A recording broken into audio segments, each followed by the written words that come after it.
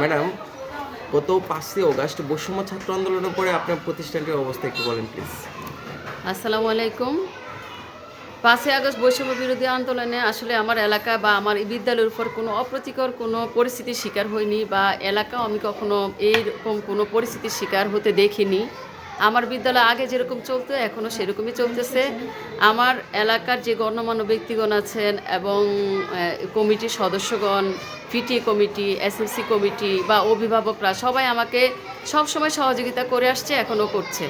বা আমাদের এই এলাকা ওইরকম কোনো প্রভাব পড়েনি যে 5ই আগস্টের পরে আমাদের মানে এলাকা অথবা আমার স্কুলের উপর কোনো প্রভাব পড়ে, এরকম কোনো ঘটনা ঘটেনি বা ঘটতে দেয়নি আমাদের এলাকার লোকজন।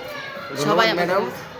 আমার দ্বিতীয় প্রশ্ন হচ্ছে, আপনি একজন সম্মানিত প্রধান শিক্ষিকা, আপনার প্রতি আপনার সহকারী শিক্ষকদের সহনশীল আচার-আচরণ কেমন এবং আপনার তাদের প্রতি কেমন সহনশীল আচার-আচরণ যদি আমাদেরকে একটু বলতেন। আমি আসলে 11 বছর চলমান আমার এখানে প্রধান শিক্ষক পদে। আমি আসার পরেই আমার 5টা পোস্ট ছিল তখন, বর্তমানে 6টা পোস্ট। তো আমাদের এখানে সবাই আমরা মহিলা ছিলাম। বর্তমানে আমাদের গত নিয়োগে 23 সালে নিয়োগে একজন পুরুষ টিচার আমাদের এখানে জয়েন করেছে।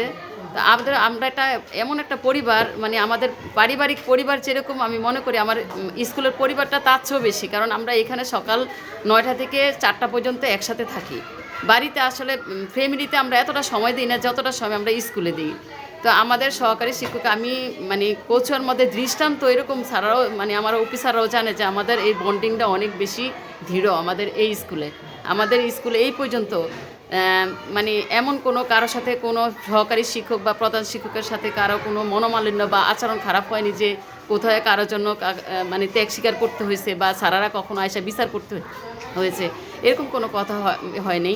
আর ম্যাডামরা যথেষ্ট হেল্পফুল।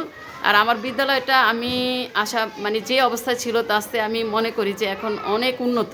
এবং আমাদের এই মানে যারা আমরা সদস্য আছি 6 জন, এই 6 জনের বন্ডিংয়ে আমরা মানে একতাভাবে কাজ করার ফলে আমাদের স্কুল কিন্তু আগের চেয়ে অনেক উন্নত।